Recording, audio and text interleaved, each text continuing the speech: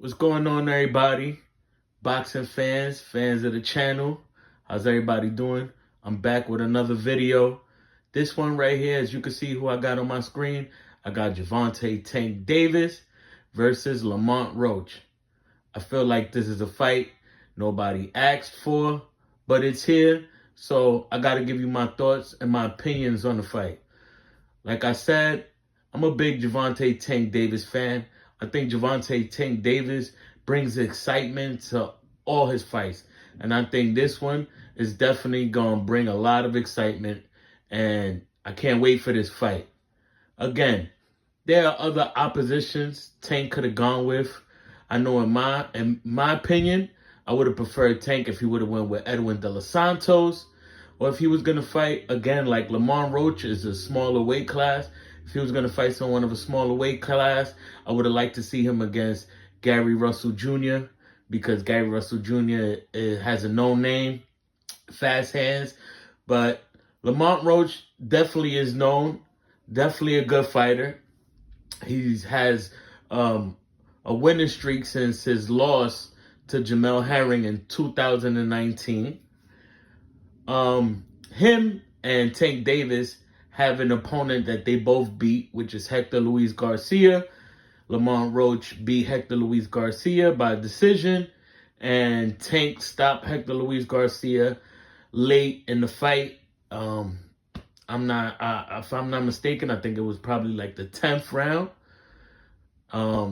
Let me know if I'm wrong. You could comment it, the round that he stopped him. I forgot. But again, I think this is going to be a real dangerous fight for Lamont Roach. He's usually a 130-pound fighter. He's coming up to fight Tank. Tank, we know, has power in both hands. He's knocked people out at 130. He's knocked people out at 135. And he has knocked people out at 140. This is a fight that's real interesting because Lamont Roach and Tank Davis have history together. Lamont Roach says he sparred Tank Davis. He says he's gotten the best of Tank Davis. It's almost like everybody always has a story of how they got the best of Tank Davis in sparring. But then once they get in there, smaller weight gloves and no headgear, we all see what Tank does. He puts you to sleep. So, again, I feel this is a fight that I see Tank Davis stopping Lamont Roach. I think Tank Davis stops Lamont Roach. I would give it at least like round 6 or 7. Because we've seen what Tank Davis does to guys from smaller weights. We've seen Tank Davis, one of his most exciting knockout, in my opinion, is the Leo Santa Cruz. And Leo Santa Cruz was from a smaller weight. He came up, and we all know how that ended. One of the most, I think that was probably knockout of that year. But nevertheless, this is boxing. My opinion for Lamont Roach to beat Tank Davis, because Tank Davis has a chin. Lamont Roach isn't really a knockout artist. He seems to have decent power from the fights that I've seen. He has decent power, but is nowhere near Tank's power. And if Tank doesn't respect your power, he's going to hunt you down all night until he's able to just land that significant punch and end it. I think Lamont Roach is going to have to come out real strong.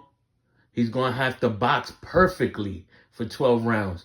That means he could probably get away with a handful of mistakes, if even that. Because we all know Tank Davis has that one punch that he'll just end it quickly. Again, I can't wait for this fight. I think this fight is in December. I don't know exactly what date. But what's more interesting about this fight, too, is it's supposed to have an action-packed undercard. I'll come back and do a couple of more videos on the undercard. But again, this is a Tank Davis fight versus Lamont Roach. We all know Tank gives you one of the best exciting knockout fights. So I don't expect nothing less from this fight. Thank you. Please like, comment, subscribe. Thank you.